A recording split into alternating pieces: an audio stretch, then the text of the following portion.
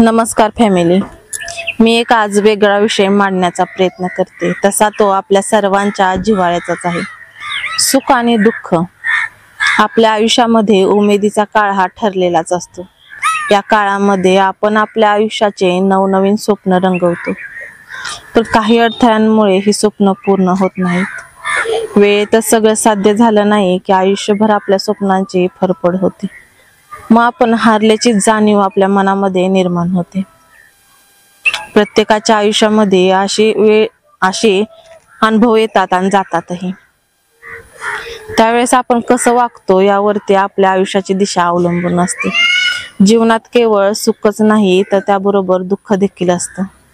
ज्यावेळेस आपल्याला अपयश येतं त्यावेळेस आपल्याला मोठ्या प्रमाणात नुकसान सहन करावं लागतं किंवा आपल्या जवळची व्यक्ती दूर होते। अशा वेळेस माणसाचं जीवन हे पालापाचोळ्यावाने विस्कळीत होतं। उदार पादार आणि भावकीचा आधार हा कायमचाच नसतो। त्यावेळेस मेहनत हीच आपली ताकद असते। आपण दुःख अनुभवतो, दुःख हे आपल्या सहनशक्तीची परीक्षा घेत असते। दुःख हे कायमचेच नसते। संयम, मेहनत आणि आत्मविश्वासाने संकटावर मात करता येते आणि सुखाला परत आणता येते।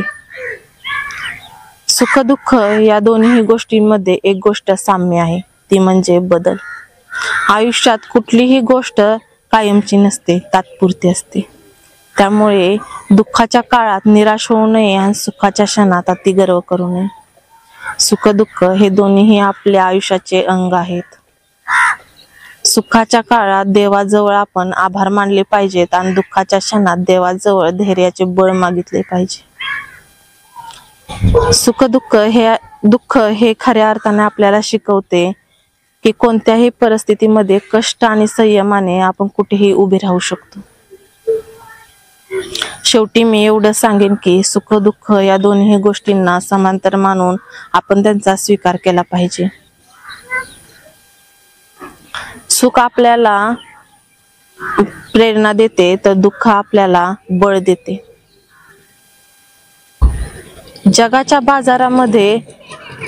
बाजारामध्ये आपण सुख विकत घेता येते, पण कोणत्याही किमतीत समाधान आपण घेऊ शकत नाही।